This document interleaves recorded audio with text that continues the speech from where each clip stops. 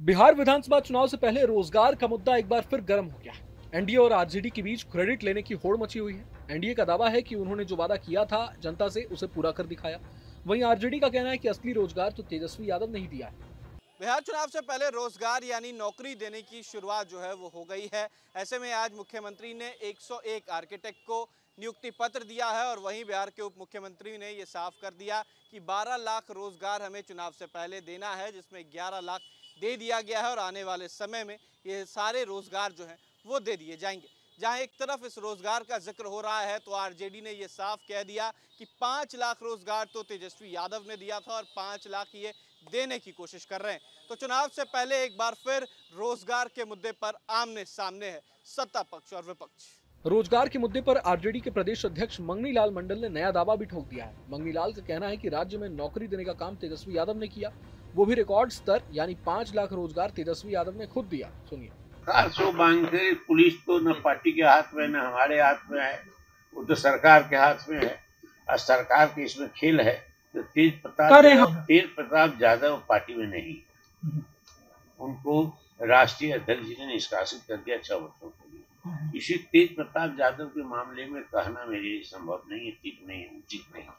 वहीं एनडीए का जवाब भी जोरदार आया है। बीजेपी के नेता और बिहार के डिप्टी सीएम सम्राट चौधरी का कहना है कि सीएम नीतीश कुमार ने रोजगार दिया। एनडीए ने 12 लाख रोजगार देने का वादा किया है और करीब 11 लाख नौकरियां दी भी जा चुकी हैं। आज भी 101 आर्किटेक्ट को नियुक्ति पत्र दिया गया है।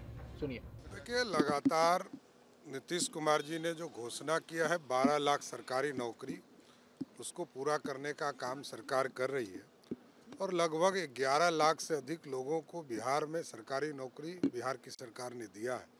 और आज आर्किटेक्ट के तौर पर जो सभी विभागों में लगभग 101 आर्किटेक्ट को नियुक्ति पत्र दिया गया, जिसके माध्यम से जो इंफ्रास्ट्रक्चर का काम है उसको और सुगम किया जा सके। जाहिर है कि अब जनता के बीच असमंजस है कि आखिर सच्चाई क्या है। नौजवानों को सही मायनों में नौकरी किसने दी। चुनाव नजदीक है और रोजगार की जंग में एक बार फिर वादों का दौर शुरू हो गया है। अब देखना है जनता किसे मौका देती है और किसे दिखाती है बाहर का रास्ता। अब एक तरफ जहां रोजगार का मुद्दा बिहार में गरमाया हुआ है तो दूसरी तरफ बिहार की राजनीति में परिवारवाद का मसला भी उतने ही जोर शोर से उठ रहा है।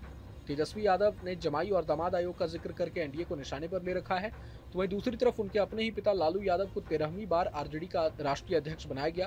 खास बात यह है कि लालू ने अकेले अध्यक्ष पद के लिए चुनाव लड़ा और फिर से चुन भी लिए गए। अब इस मसले पर बीजेपी ने आरजेडी को बुरी तरह निशाने पर ले रखा है। पूर्व केंद्रीय मंत्री रामकृपाल यादव ने कहा है कि ये बात सही है कि लालू प्रसाद यादव की पार्टी में परिवारवाद है। जब से पार्टी का गठन हुआ है तब से केवल राष्ट्रीय अध्यक्ष लालू यादव ही रहे हैं। उनको किसी पे भरोसा नहीं है, वो खुद परिवारवाद को बढ़ावा देते हैं। सुनिए। ये परिवारवाद पर बोलने का हक नहीं है राष्ट्रीय जनता दल को। शर्मसार हो जाएगा, शर्म भी अब शर्म से डूब जाएगा। क्या बात करता है? आपने ठीक ही सवाल उठाया कि इनके अलावा कोई भी काबिल राष्ट्रीय जनता दल में राष्ट्रीय अध्यक्ष के रूप में नहीं है। न कोई गरीब है, न पिछड़ा है, न दलित है, न कुछ है। जब तक है तब तक यही है मामला। इसलिए हंस रहा है लोग ये प्रतिक्रिया दे करके नेता प्रतिपक्ष का। लालू प्रसाद यादव पर परिवारवाद का आरोप लगा तो पार्टी ने सफाई देते हुए कहा कि नेशनल दामाद आयोग हमारी पार्टी ने नहीं बनाया। लालू यादव जन जन के नेता हैं और गरीबों को आवाज उन्होंने दी। बिहार की जनता चाहती थी कि लालू यादव को राष्ट्रीय अध्यक्ष बनाया जाए।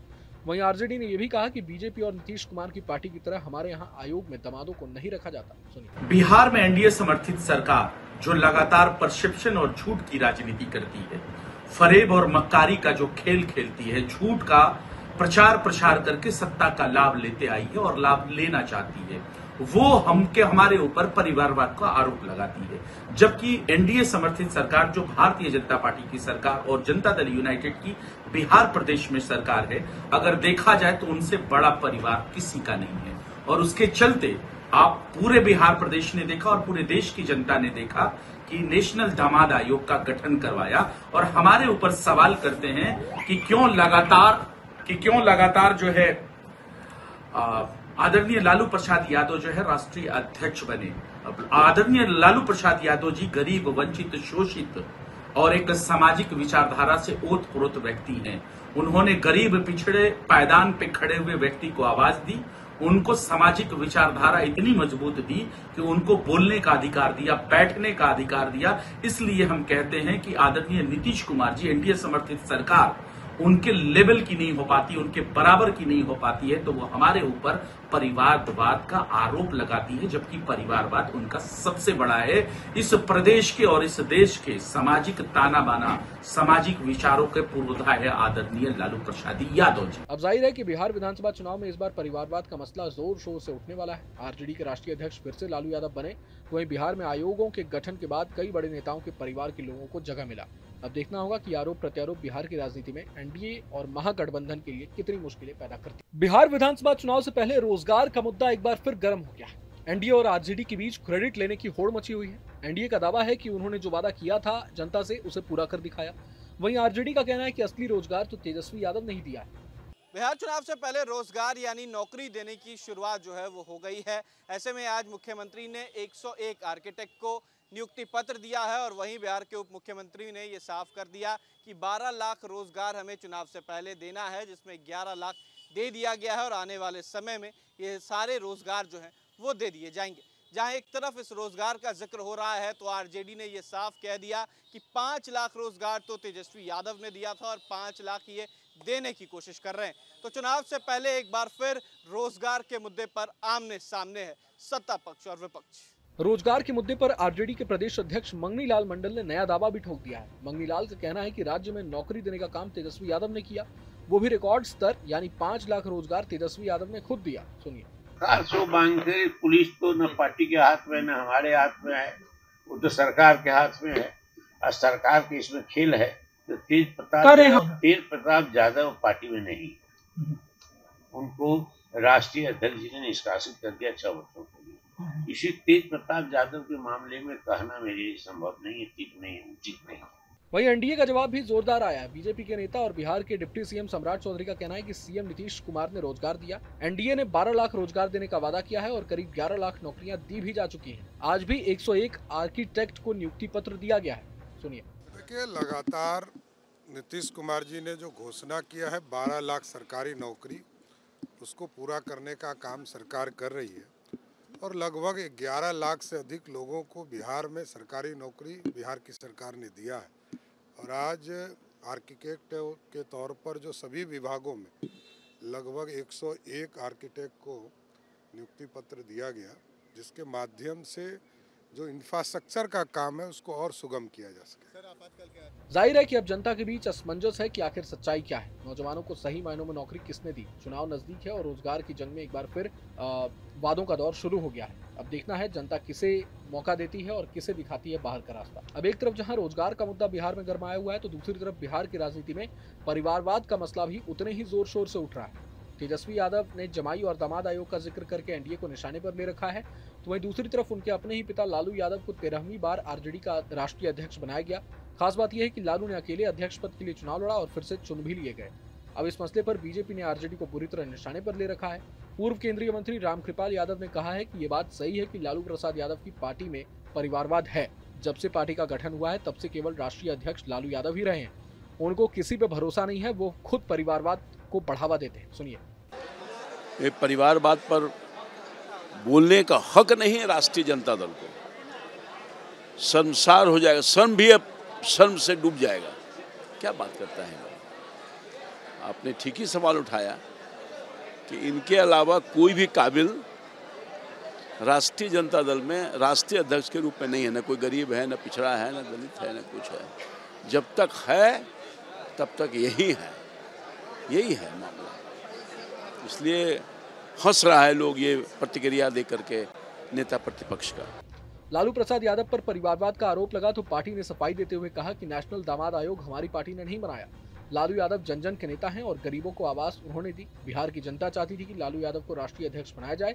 वहीं आरजेडी ने यह भी कहा कि बीजेपी और नीतीश कुमार की पार्टी की तरह हमारे यहाँ आयोग में दामादों को नहीं रखा जाता। सुनिए। बिहार में एनडीए समर्थित सरकार जो लगातार परसेप्शन और झूठ की राजनीति करती है, फरेब और मक्कारी का जो खेल खेलती है, झूठ का प्रचार प्रसार करके सत्ता का लाभ लेते आई है और लाभ लेना चाहती है। वो हमारे ऊपर परिवारवाद का आरोप लगाती है, जबकि एनडीए समर्थित सरकार जो भारतीय जनता पार्टी की सरकार और जनता दल यूनाइटेड की बिहार प्रदेश में सरकार है, अगर देखा जाए तो उनसे बड़ा परिवार किसी का नहीं है।